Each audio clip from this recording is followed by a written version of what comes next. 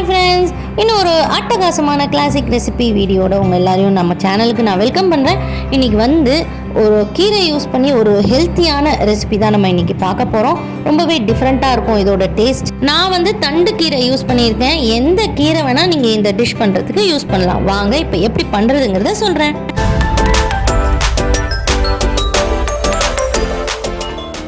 First வந்து கீரையை நல்லா பொடி பொடியாக இந்த மாதிரி கட் பண்ணிவிட்டு நல்லா வாஷ் பண்ணி எடுத்து வச்சுக்கோங்க.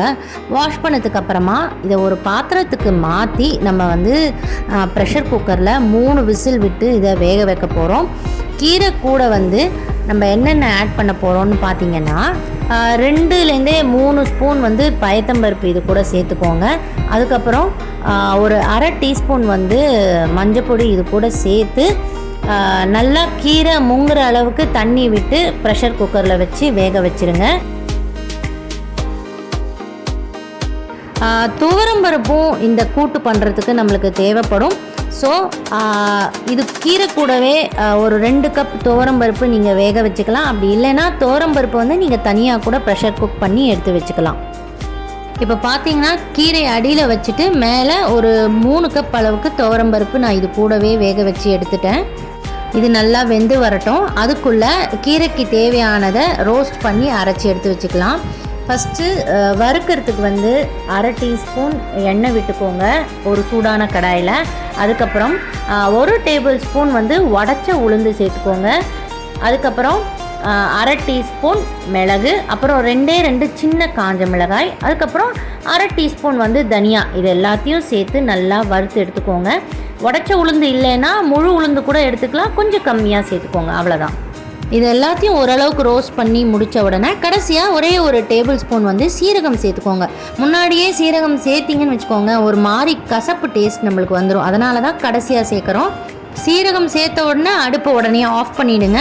ஆஃப் பண்ணிவிட்டு ஒரு 3 டேபிள் ஸ்பூன் அளவுக்கு நீங்கள் வந்து துருவின தேங்காய் இது கூட சேர்த்து ஆற வச்சு நல்லா நைஸாக பேஸ்ட்டாக அரைச்சி எடுத்து வச்சுக்கோங்க. ஓகே, இப்போ பார்த்தீங்கன்னா நம்மளோட கீரையும் குக்கரில் நல்லா வெந்து வந்தாச்சு. நல்லா மேஷ் பண்ணிவிடுங்க.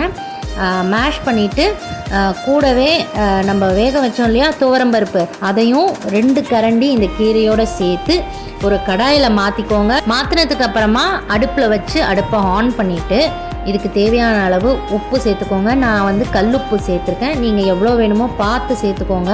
கூடவே ஒரு 2-3 பிஞ்ச் வந்து பெருங்காயம் சேர்த்துட்டு நம்ம அரைச்சி வச்சுருக்கிற பேஸ்ட்டு இருக்கு இல்லையா, அதை இது கூட நம்ம சேர்த்து நல்லா ஒரு 8-9 நிமிஷம் வரைக்கும் கொதிக்க விடணும். நல்லா மிக்ஸ் பண்ணிவிடுங்க.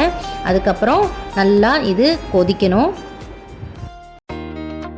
இந்த மாதிரி அரைச்சி விட்டு இந்த கீரை கூட்டு பண்ணிங்கன்னா செம்ம டேஸ்ட்டாக இருக்கும். சப்பாத்தி கூட இதை வந்து தொட்டு நம்ம சாப்பிட்லாம். நல்லா கொதித்த உடனே ஒரு கைப்பிடி அளவு கருவேப்பிலை இது கூட சேர்த்துக்கோங்க. கருவேப்பிலையை நல்லா வாஷ் பண்ணி சேர்த்துக்கோங்க. அதுக்கப்புறம் ஒரு 2 நிமிஷம் மறுபடியும் கொதிக்க விட்டு நீங்கள் அடுப்பை ஆஃப் பண்ணிடலாம். உங்களுக்கு பார்த்தீங்கனாலே தெரியும் நல்லா கொதிச்சு வந்திருக்கு பாருங்கள். இப்போ நீங்கள் அடுப்பு ஆஃப் பண்ணிவிட்டு ஒரு பவுலுக்கு இந்த கீரையை நீங்கள் ட்ரான்ஸ்ஃபர் பண்ணிடலாம். மேலே தாளிக்கிறதுக்கு வந்து ஒரு அரை டீஸ்பூன் சூடான கடாயில் எண்ணெய் விட்டுட்டு ஒரு டீஸ்பூன் அளவுக்கு கடுகு சேர்த்துட்டு ஒரு டீஸ்பூன் உளுத்தம்பருப்பு உடச்ச உளுந்து, இது 2த்தையும் நல்லா வறுத்துட்டு ஆஃப் பண்ணிவிட்டு அதுக்கப்புறமா ஒரே ஒரு காஞ்ச மிளகாய் இதையும் சேர்த்து நீங்கள் வந்து கீரைக்கு தாளிச்சிடலாம். இப்போ பார்த்தீங்கன்னா நம்மளோட அட்டகாசமான டேஸ்டான ஹெல்த்தியான கீரை கூட்டு டக்குன்னு ரெடி பண்ணிட்டோம். இதை வந்து நீங்கள் ஒரு சூடான சாதத்தில் ஒரு அரை டீஸ்பூன் நெய்யை விட்டு பிசைஞ்சு சாப்பிட்டீங்கன்னு வச்சுக்கோங்களேன், செம்ம டேஸ்ட்டாக இருக்கும். கண்டிப்பாக நீங்கள் இந்த ரெசிபியை உங்கள் வீட்டில் ட்ரை பண்ணி பாருங்கள். ட்ரை பண்ணி பார்த்துட்டு எனக்கு மறக்காமல் கமெண்ட் பண்ணுங்கள். அடுத்தது ஒரு கிளாசிக்கான வீடியோவோட நான் உங்கள் எல்லாரையும் நாளைக்கு சந்திக்கிறேன். அது வரைக்கும் பாய்.